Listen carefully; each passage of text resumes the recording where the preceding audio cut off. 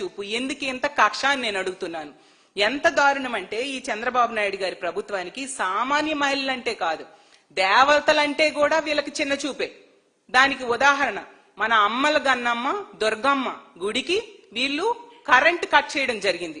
అంటే ఎంత దారుణంగా అమ్మవారిని వీళ్ళు అవమానించారు. ఈ రాష్ట్రంలో ఉన్న మహిళలందరి మనోభావాలు ఈ రోజు దెబ్బతిన్నాయి.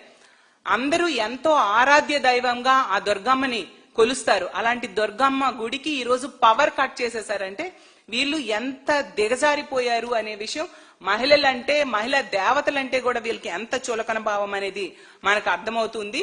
ఈ రాష్ట్రంలో ఉన్న ఏ మహిళలకు కూడా ఏమీ మేలు జరగలేదు, కానీ ముగ్గురు మహిళలకు మాత్రం బాగా మేలు జరిగింది. ముగ్గురు మహిళలకు మాత్రం మేలు జరిగింది. వాళ్ళెవరు అంటే ముగ్గురు మహిళా మంత్రులు, అనిత గారు, సవిత గారు, సంధ్యారాణి గారు. వీళ్ళకి ఇచ్చిన ఒకే శాఖ, పేరుకే 3 శాఖలు గాని వీళ్ళకు ఒక శాఖే ఇచ్చారు చంద్రబాబు నాయుడు గారు. ఏంటంటే మా జగనన్నని తిట్టడం. ఆ శాఖే ముగ్గురు మంత్రులు, మహిళా మంత్రులు కూడా నిర్వర్తిస్తూ ఉండే పరిస్థితి మనం చూస్తూ ఉన్నాము. ఈ రాష్ట్రంలో ఏ మహిళకి ఉద్యోగాలు లేవు, కానీ వీళ్ళకి మాత్రం మంత్రి పదవులు అనే ఉద్యోగాలు మాత్రం వచ్చాయి.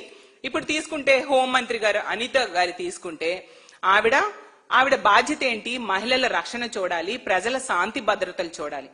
ఆ రెండింటినీ గాలికి వదిలేసి ఈ రోజు ఆవిడ ఖైదీలకి పెరోల్ ఇవ్వడంలో బిజీగా ఉన్నారు. ఆవిడ మహిళల రక్షణ ఈ రోజు గాల్లో దీపంలో, ఆమె ఒక మహిళా హోంమంత్రిగా ఉన్న ఈ రాష్ట్రంలో మహిళల భద్రత గాల్లో దీపంలా ఉంది.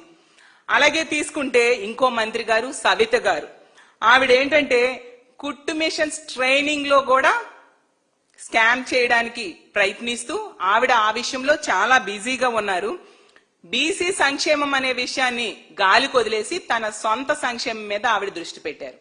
3వ మంత్రి తీసుకుంటే సంధ్యారాణి గారు, మహిళా శ్రీ శిశు సంక్షేమ శాఖ మంత్రి. కానీ మహిళల సంక్షేమం పూర్తిగా గాలికి వదిలేసి తన సొంత పిఏ వలన ఒక మహిళ బాధించబడితే తిరిగి ఆ పిఏకి అండగా నిలబడ్డమే కాకుండా ఆ మహిళని ఈ రోజు ఆ మహిళ మీద కేసులు పెట్టి రిమాండ్ ఖైదీలో జైల్లో పెట్టించి, ఒక బాధితురాలిని ఈ రోజు జైల్లో పెట్టించి ఆవిడ రికార్డు సృష్టించారు. అలాంటి మహిళా సంక్షేమ శాఖ మంత్రి ఆవిడ. ఈ రోజు తీసుకుంటే ఈ హాస్టల్స్ లో పిల్లలు ఒకవైపు చచ్చిపోతున్నారు, రోగాలను బారిన పడుతూ ఉన్నారు. ఇవేవి కూడా పట్టించుకోకుండా ఆవిడ ఎంతసేపు కూడా సంపద సృష్టి మీదే దృష్టి పెడుతూ ఉండే పరిస్థితి మనం చూస్తూ ఉన్నాము. కాబట్టి ఇలా అన్ని రకాలుగా ఒకవైపు మహిళల రక్షణ, ప్రజల రక్షణ గాలికి వదిలేయడమే కాకుండా మహిళలకి ఎన్నో హామీలు ఇచ్చి అధికారంలోకి వచ్చారు వీళ్ళు.